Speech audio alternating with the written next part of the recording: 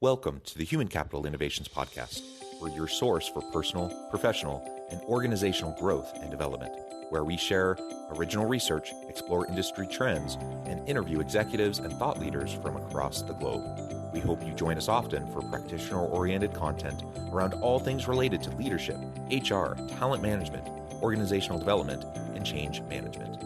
Maximize your personal and organizational potential with Human Capital Innovations Podcast.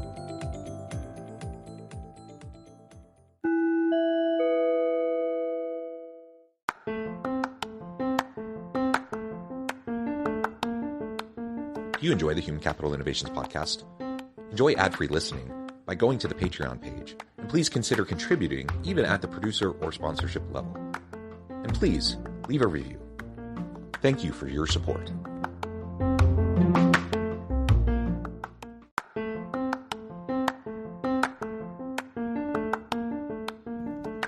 Welcome to the Human Capital Innovations Podcast.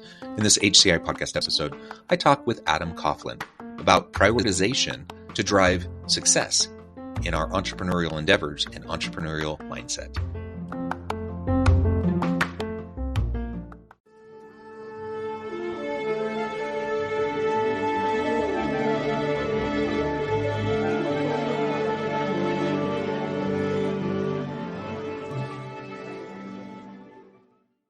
Adam Coughlin, welcome to the Human Capital Innovations Podcast. Thanks for having me, John. It is a pleasure to be with you. You're joining us from New Hampshire. I'm south of Salt Lake City in Utah. And today we're going to be talking about prioritization to lead towards entrepreneurial success. And we're going to talk about it specifically from a people lens and try to understand how we can be more successful in our entrepreneurial endeavors. I also think it's important to recognize, when we talk about entrepreneurship, a lot of times we mean, starting a business, scaling a business, those sorts of things. But I'm also a believer that all of us can be entrepreneurs in our mindset, in the way we approach our work. So even if we find ourselves in more of a corporate gig, we can still be entrepreneurs and promote ideas and build initiatives and things within our sphere of influence within the organization we might find ourselves. So I'm excited to have a nice conversation with Adam today. Before we get started, I wanted to share Adam's bio with everybody. Adam Coughlin is co-founder, CMO, and managing partner at York IE, where he leads the company's marketing efforts and its advisory services practice. Adam works with startups on foundational messaging, content and communications, go-to-market strategy, and corporate storytelling. He also helps entrepreneurs find their voice and personal brand, which is integral in today's digital marketplace. Fantastic background. Again, a pleasure to have you. Anything else you would like to share with listeners by way of your background or personal context before we dive on in? No, I would just add that my journey to startup life is, not a rocket ship. As a young man, I tried a bunch of different things. Lived in Beijing, lived in Italy, worked as a reporter, worked as a teacher, and found that all of those experiences ended up being very beneficial in the long run. In the gig that I have now. Yeah, and I've said this before with other guests on the podcast, but it really is true that most people, not everyone, some people kind of have a direct linear line in their career progression, but most people tend to have a bit of a zigzag as they're trying to figure themselves out, figure out their competencies, capabilities, their talents, their likes, their dislikes, all that stuff. And then sometimes it's just life stage. Sometimes it's just the opportunities that present themselves to us. And so I think many of us, I'm the same way. I've kind of been all over the place in terms of different things I've done in my life. There's kind of common threads that kind of weave through everything, but I've done and tried lots of different things. And I really like that. Perhaps that, in part suits my personality, because I perhaps get bored if I'm doing, the same exact thing for too long. But I do think people have to discover what works for them. And there's usually not, a one size fits all kind of prescribed approach that's going to work for people as they're trying to build their career. So we just have to be flexible enough. And I think the difficult part of the world that we live in today is that everybody else's life and decisions are so in your face, and it can be very easy to compare yourself, right? As I mentioned, I spent 2 years living abroad, and when we're talking about the people perspective, just exposure to different cultures, being alone in a foreign land and having to ask yourself like the really difficult questions, right? These were like life-changing experiences that when I returned to New Hampshire, nobody gave a crap about. And I looked at my friends at their careers and they seemed so much further along. And I began to almost feel like, hey, did I waste time? Right. And feel bad about my decisions. And then I realized that no, actually, those experiences didn't put me behind. They allowed me to accelerate, right? Because of having done those things. And so, you know what I mean? But in the moment, it can be really easy and to regret those things, but they're actually very helpful. Yeah, that's a really good point. And the comparison trap that we tend to fall into, and it's not just the traditional keeping up with the Joneses kind of mentality, though that certainly can be a problem. But like you said, just in terms of career progression, if we look to previous generations, we look to our parents, for example, and what they did, great, that can inform us, that can give us insights and perhaps set us on a really great path. But we're not replicating anyone else's life. So just because it worked for someone else doesn't mean it's going to work for us. And again, you have to invest up front to accelerate into gains in the future. And usually in the short run, that looks like you're getting behind. You know, I worked all through all my schooling, but man, I'm a professor. I went through, got 2 master's degrees and a PhD. You know, it takes a long time to go through all of that schooling. And in the meantime, you know, I have other people that I went to high school or undergrad college with who had gone off and done all sorts of really cool things. And here I'm still like in a dorm room, you know, or still like doing those things. But now, you know, 10 years, 13 years actually removed from finishing that degree and having lots of really great experiences. I'm like, yeah, I can look back and I can say there were trade-offs, but it ultimately has benefited me. So we, you know, just don't fall into the trap of buying into those comparisons. Be comfortable with yourself and who you are. And I think as an entrepreneur, that's something you just have to learn to do because it's just so hard. It's such a long, hard slog. And when you're trying to spin something up, again, whether you're an entrepreneur in the traditional sense, starting a business, or even if you're just entrepreneurial in your mindset and you're within an organization trying to, you know, bootstrap a new initiative or something, it just takes a lot to get those things going. It takes a lot of emotional investment and certainly the time commitment and everything like that. And there's going to be naysayers along the way. And there's going to be lots of people that are going to, you know, you're going to question yourself, and you have to have that resilience to be able to say, you know what, I don't care what other people say. I'm going to keep pushing because I believe in this thing, whatever it is you're doing. And we just have to do that. You know, it resonates with me as you're sharing your overseas experience. I also spent about 2.5 years in South Korea very early in my career. And it was the same kind of thing. At the time, I just thought super cool opportunity. I'm super excited to do this. I wasn't really sure what it would do for me, how it would pan out. And in the immediate aftermath of that experience, for the most part, you come home and like you said, nobody cares. Like and in fact, people get annoyed really quick if you even want to talk about it because they don't even relate to it. And so nobody cares and you just get on with your life. But pretty soon, you know, within a few years, I'm starting to see companies being really interested in me that they would never have even looked at me had I not had that experience. But now I have, and I've been able to build on it and leverage it. And it's actually served me, that experience has served me very, very well. You know, and now I'm a couple decades removed from it. And still, it's something that people look at when they look at my resume and they're like, wow, you did what? Like, yeah, it was awesome. And so don't undersell yourself and don't dismiss, you know, what you're doing just because it might look different than others around you. Well, 2 things. One, to your point about people not caring, I literally lived in China for 2 years and I came back and my friend asked me if I learned Japanese. I said, nope, those are 2 different places. I wasn't in Japan. But to your point, to the point of like the beginning of this discussion, which is around success, right? The first thing you have to establish is what does success look like to you, right? Because those are very different approaches. Like if your success is like just make a lot of money, well, maybe the entrepreneurial route isn't actually the path to be taking, right? Because there is you can make a lot of money just working a cushy corporate job that you're not really like pushed, right? I have, as I've grown older, realized that like I have like a natural affinity towards pain. And like, I like being in like uncomfortable situations You're a because masochist, huh? I have found that it's in those situations that I'm actually growing, right? Like at York IE, like a couple of years ago, like I called my brother and I said, hey man, I must be doing something wrong because I am just facing a new problem like every single day. And they are coming from every direction. And he said, stop looking at them as problems and look at them as milestones of your growth. You've gotten further than you've ever been before. So, of course, you don't know exactly what to do.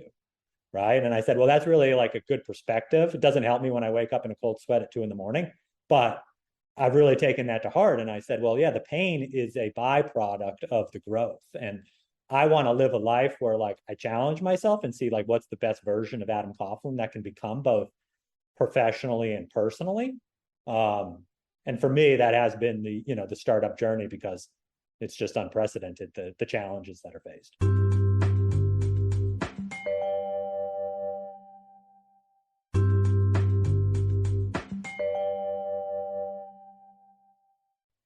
Yeah, I like the framing around growth. Again, life is messy, it's complex, it's hard. Everyone lives a hard life. Even people with tremendous privilege still have their challenges. Everyone has their things that they're dealing with. And so life is hard. And let's not forget that. And let's just focus on the growth opportunities when we face the hard things. And certainly the entrepreneurial endeavor is a hard thing. Career development is a hard thing.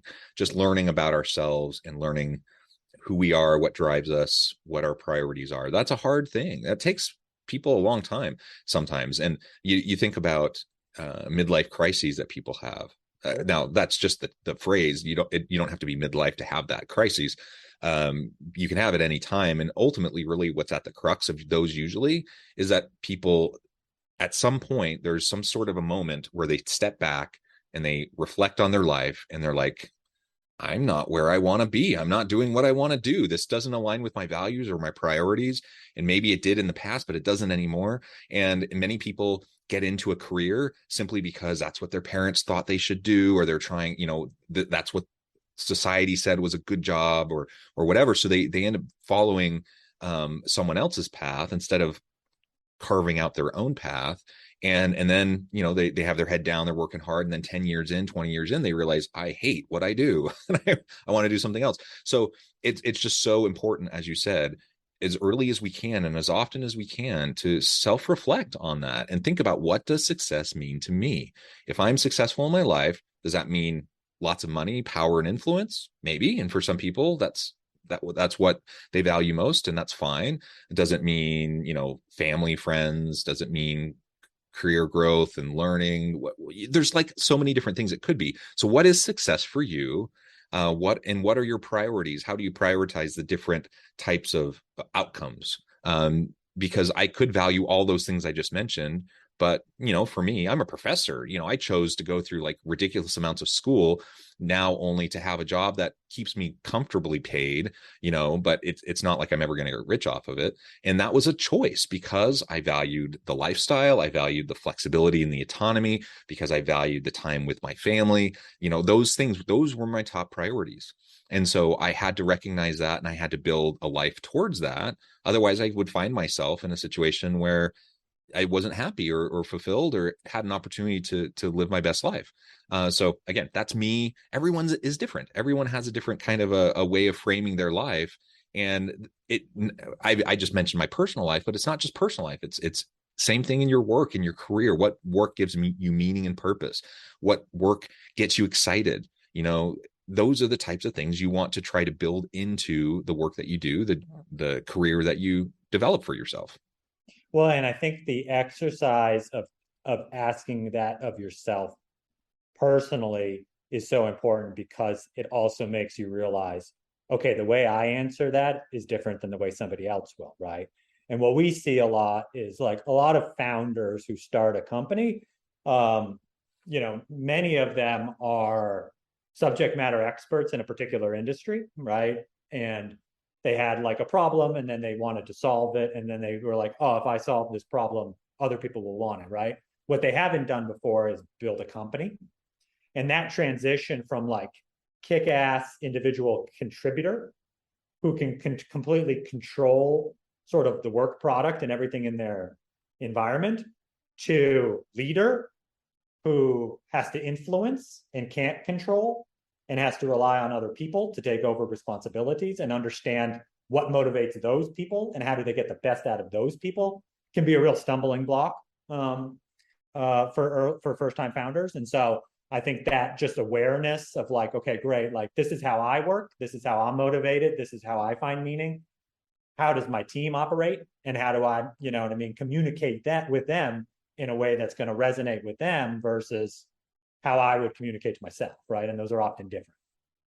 Yeah, they are often different. And again, you just got to pay attention to it and focus in on what matters for you, and don't get caught up in, what other people are doing. I think even from like an academic standpoint, I was very targeted in the type of academic career that I wanted to have. And it was different than, I went to a really good university for my PhD. And when you're finishing your program, their goal is to create academics that will go to other top programs to do top-notch research and then make them look good, right? And that wasn't what I wanted, and that was never why I got into academia. I wanted to be not just a scholar. I wanted to be a scholar practitioner, and I wanted to focus on teaching and development of others first and foremost. And so I do research. I do plenty of research, and I was trained well in how to do good research. But that's not the priority. That's not the top focus of what I do. And so I went to a university that matched with my values and my priorities, and that gave me the autonomy and the flexibility to do consulting work and other practitioner focused leadership work on the side. And that's what brought me fulfillment. And man, when I made those decisions and started to build my career, the people at my university and the department, and my advisors and my chairs and whatnot, they were not happy. They actually were quite upset that I would do something so dramatically out of step with what they wanted for me. And ultimately, I had to just be okay with that. I just had to realize they may not be happy with me because of these decisions, and I don't care. It's not their life, it's my life. Right. I had, that it resulted in having to navigate some politics around, finishing up my degree, but ultimately, I've been able to carve out that life. So again, I think these principles apply to anyone, whether you're a solopreneur, an entrepreneur, or you find yourself in a more traditional type of career. These types of mindset pieces and the priorities and defining success for you, all of that's really, really important. Let's talk more now about entrepreneurship in the traditional sense. What are some of the most common challenges that you see entrepreneurs facing? You already mentioned a couple, but what are some additional challenges that entrepreneurs face, and how can we go about overcoming them? Yeah, so I think I loved your description of entrepreneurship in the sense of I live in a world where I'm thinking about that often as startup founder, trying to solve a problem and build a business around it. I think that the entrepreneurial mindset, which is just taking a new approach to problem solving, is super imperative in every asset of life. If we could get, more entrepreneurial thinking in some of the legacy institutions of education, of medicine, of law, of all of those things, the better. In the context of the founders that I work with, I think one of the problems that faces a founder is just that there's infinite things to be done. And so how do you allocate your time? And, we talked earlier about sort of just the digital landscape that we live in, of this sort of always on mentality. And even just doing this interview, I had to shut off Slack and shut off my cell phone because I was getting beeped, right? And I always use this story of, I read this in a book, but Napoleon, he used to have his secretaries deliver his mail 3 weeks after it arrived. And that's because he knew that everything is urgent, but that doesn't mean that everything is important, right? And so by the time he read the mail, all of the things that were urgent but weren't important had resolved themselves. And the things that were important were still important 3 weeks later. right? But he didn't waste his mind share, energy, stress on things that ultimately didn't matter. He devoted it to the things that actually moved, well, not for him, but the business forward, right? And I think that is something like we end up being so reactive to everything. Hey, we're working, how many times have you worked on something and then checked your email for some reason and then went down a whole nother thread, and you can't solve like the big problems in between meetings and email, right? Like you have to actually carve out time to think. And again, actually, it's a great analogy to what we talked about earlier, which is like those experiences, the investing in yourself, which may in the short term seem like a step backwards, is in the long term what actually moves you forward. It's the same thing, right? Like everybody loves their, like I have it right next to me here, like my to-do list, right? Of like things that I have to check off. But it's like those meaty things that aren't easily checked off that are the things that do it, and you have to prioritize them. Same thing with like personal relationships, right? Like I used to, before I was married, I used to think, oh, it's so funny that people schedule date nights with their spouse, right? Well, and then I started a company and I had 3 children, and I realized if I don't make that time, I'm going to keep giving it away, right? And then the core relationship, the real most important thing in my life, is going to suffer from it, right? And it's the same for this way of thinking. It's like you have to prioritize it, or else it's going to slip away, and then, you know what I mean, you're actually hurting yourself in the long run.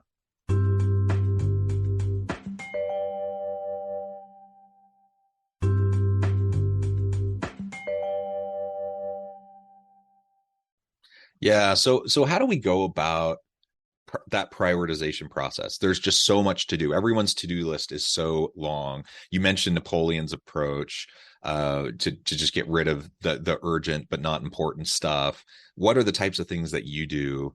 Scheduling, that's one approach. If it's in my calendar, I know that I'm going to get to it. So that becomes a top priority. What are some of the things that you've seen, whether in your work life, in your personal life, that have helped you to have those priorities in place that align with your values in a way that you can drive for success and you can actually accomplish more?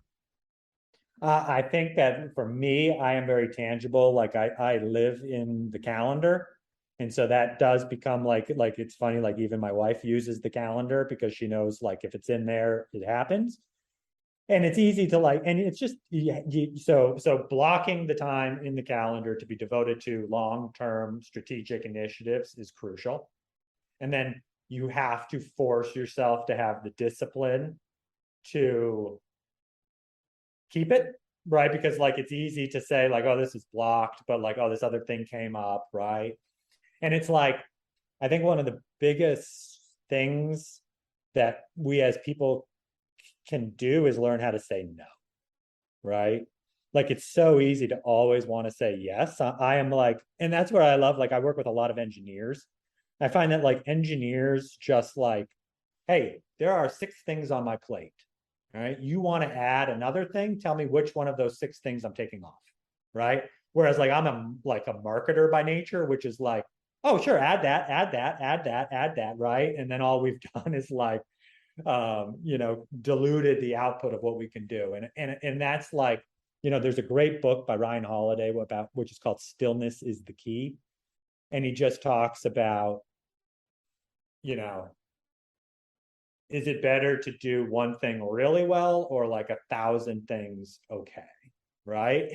And that is like, it's interesting because in like the startup life cycle, there's like this flip. Like in the beginning, it's better to do 1,000 things okay, right? Like the minimal viable product, like get out the door, like, Gary Vaynerchuk says, like document, don't create, like just do stuff, right? But then that begins to flip, right? Like you got to like yell, and like I'm a big proponent in this like drumbeat marketing philosophy, which is just like take a message that you want to get across, and then think about different ways that you can say the same thing, and then just say it over and over and over again, because until you're sick of saying it, it resonates with anybody else, right? Like we literally like have a shorter attention span than goldfish. So if you think that like you can just say something and people will like know what you do or what your company is, like it's not going to happen. You have to hammer it and hammer it and hammer it.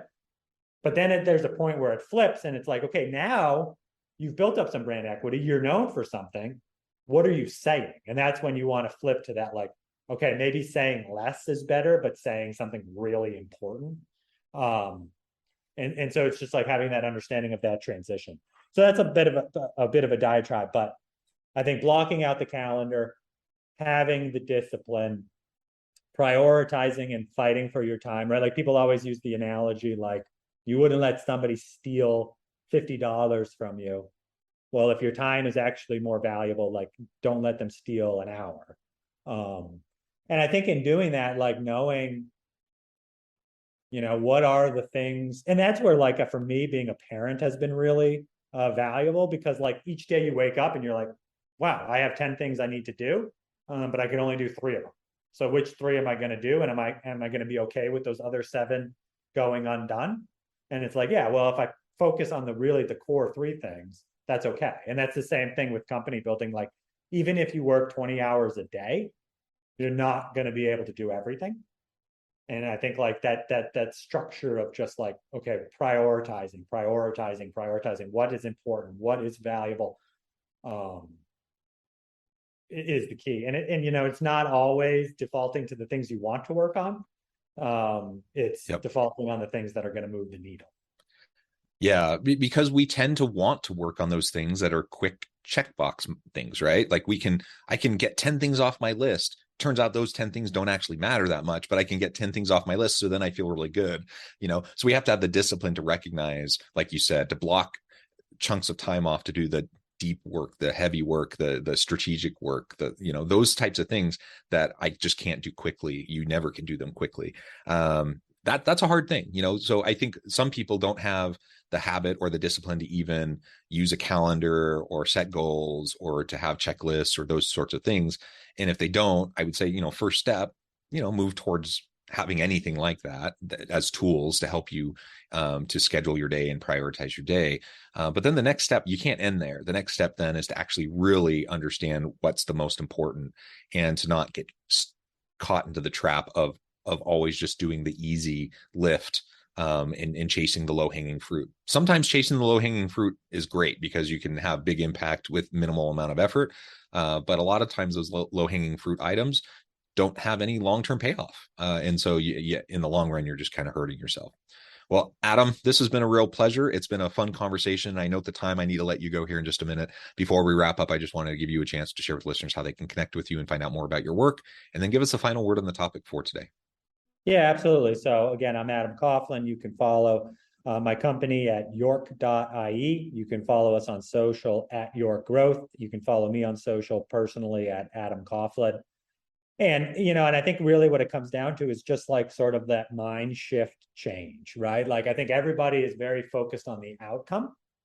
And it's like, how do you become obsessed and in love with the process? Because it's the process that happens every single day.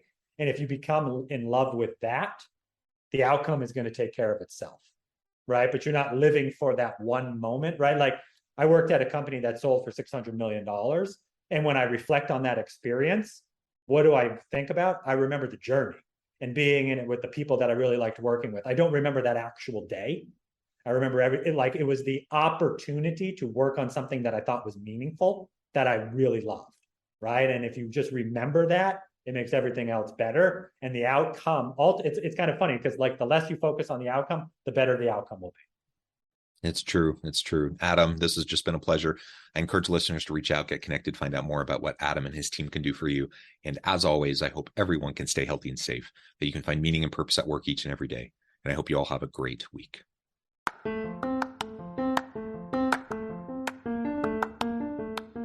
you enjoy the Human Capital Innovations podcast? Enjoy ad-free listening by going to the Patreon page, and please consider contributing even at the producer or sponsorship level. And please leave a review. Thank you for your support.